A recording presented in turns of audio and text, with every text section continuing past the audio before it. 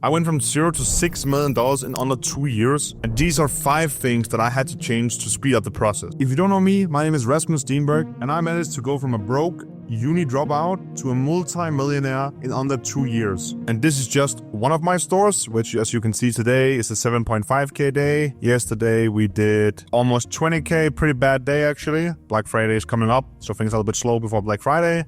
The past 30 days in this store alone, we have managed to do $573,000. And please mind, this is not my only store. We are doing around $1 million a month, but this is one of the biggest ones. So that's just my credibility tag.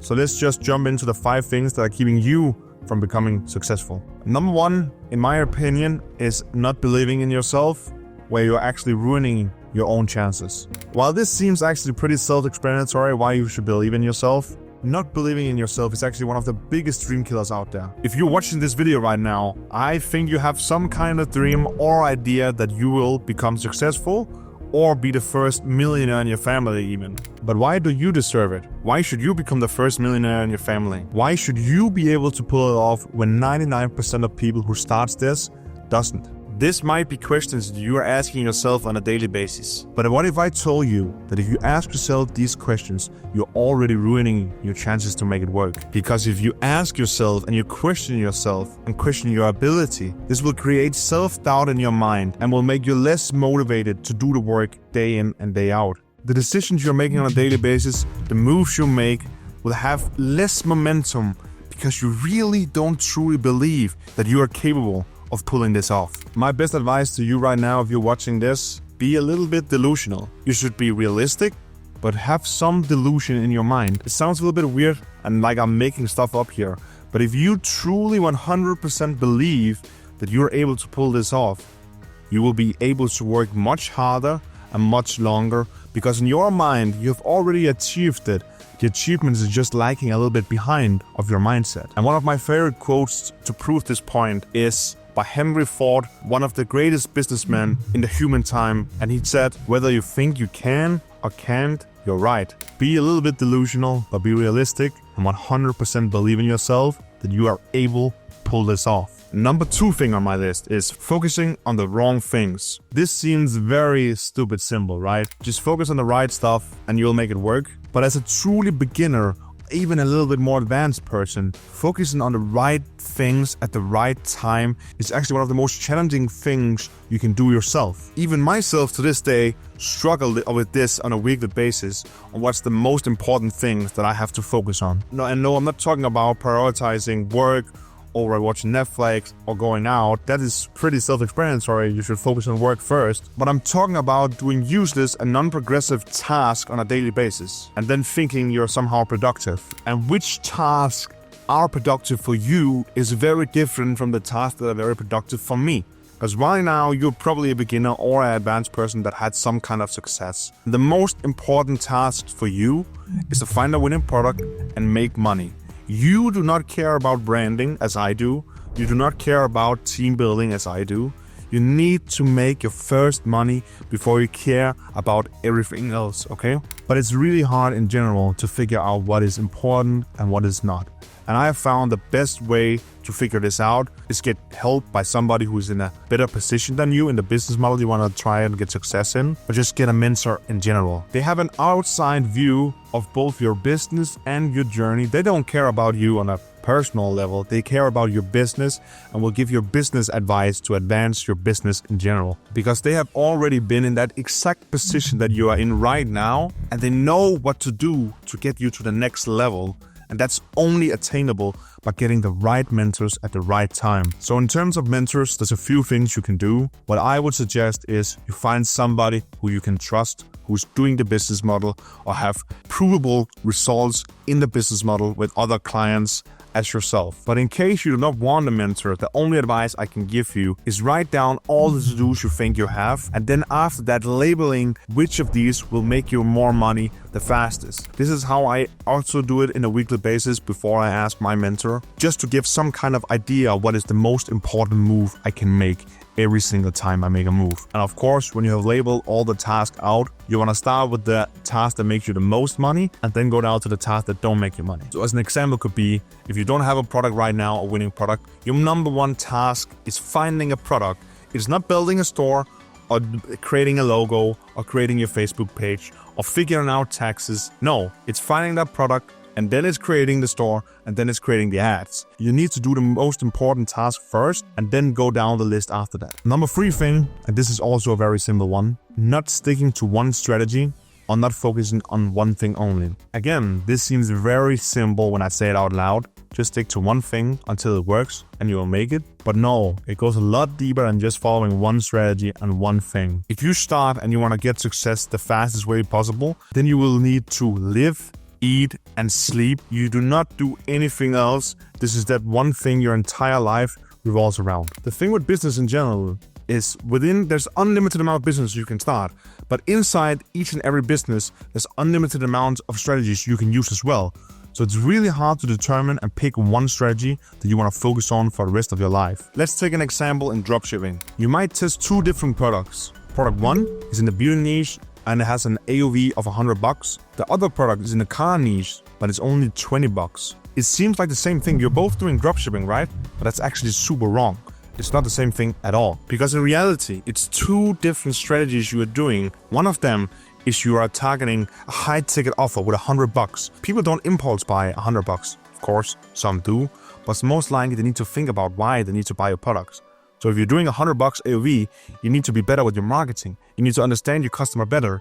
You need to have created your landing page a lot better, and you need to have a better offer to make the convert. But if you're in the car niche at only $20 AOV, it's a completely different audience and different ads that work and compel to these customers. And you need to account for all these things, right? Because if you don't take these into consideration, you'll just be running around like a wild goose chasing some kind of luck factor in this business. And remember, dropshipping is not luck. Even though people will say it's luck, it's not. There's a strategy behind it, and there is criteria to your product. And if you always follow the same strategy, there's no luck involved. It's pure skill, and it's a real business you're building. So what I would suggest you doing in the beginning is either stick to one niche.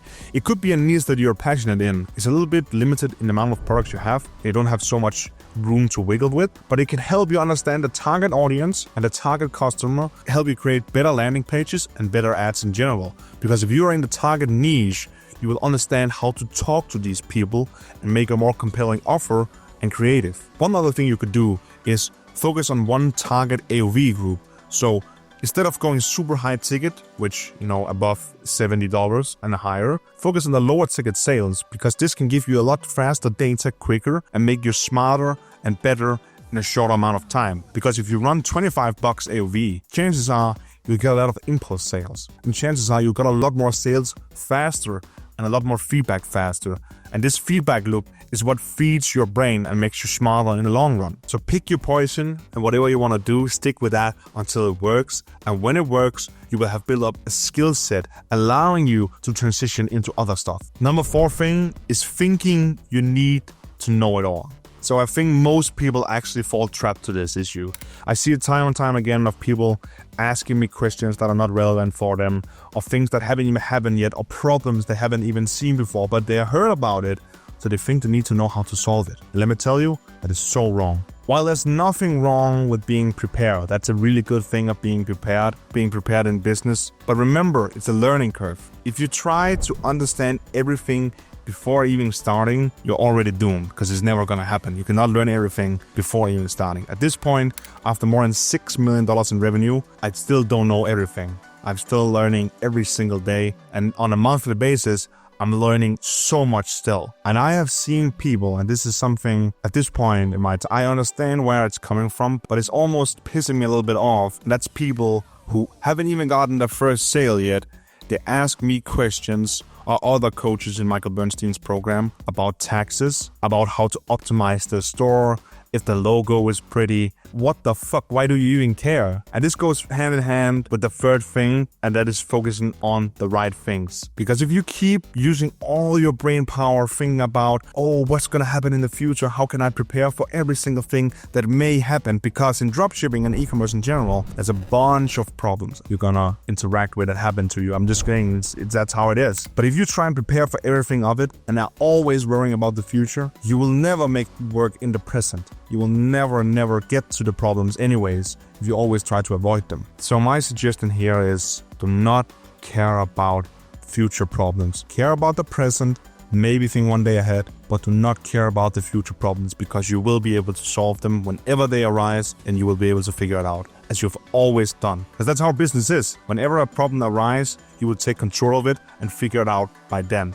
But there's no reason to prepare for everything. Sure, when you get more advanced, you can prepare for more stuff, but that's because you have people helping you. You're not alone when you are very advanced. In the beginning, it's only you, and you can only focus on the most important things, and you cannot be worrying about future issues that may or may not happen. All right, the number 5 thing, and I think this is the most important thing to understand and keep in mind whenever you're starting a business. And that is treating your new business as a side hustle. If you want it to work, then you've got to work. These two things go hand in hand together. And this means if you're treating it like a side hustle and working on it like a side hustle, just in the weekends or whenever you feel like it, you're gonna get the same kind of mediocre results, if any results at all. If you think you can get as successful as the top advanced dropshippers by doing 10% of the work, then I'm sorry to tell you, my friend, you're never gonna make it work. Because 80% of a successful person's work will be responsible for 10% of the success, and the last remaining 20% of the work will be the 90% of the results. Meaning,